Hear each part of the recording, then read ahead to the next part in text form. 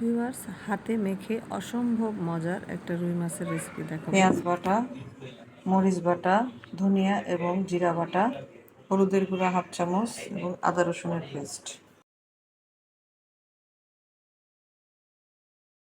ভালোভাবে মিক্সড করে নিয়েছি। প্রায় 1/2 কাপের মতো রান্নার সয়াবিন তেল দিয়ে দিব। মাছগুলো সুন্দরভাবে মশলার সাথে মাখিয়ে নেব।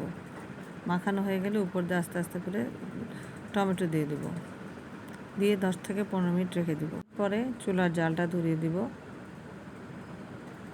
মাছের এমনিতেই প্রথম দিকে একটু পানি আসবে, সেই পানি দিয়ে আস্তে আস্তে মাছগুলোকে ভালোভাবে উল্টিয়ে নিয়ে কষিয়ে নেব। তারপরে একটু পানি দিয়ে দিচ্ছি, সামান্য একটু মাছটা একটু হালকা চিমটির মতো গরম মশলা গুঁড়ি, এটা আসলে অপশনাল, চাইলে দিতে পারেন। গেল রুই মাছ ভুনা। এভাবে বাসায় টাটকা মাছ নিয়ে আসলে, বড় মাছ এভাবে রান্না করে দেখবেন।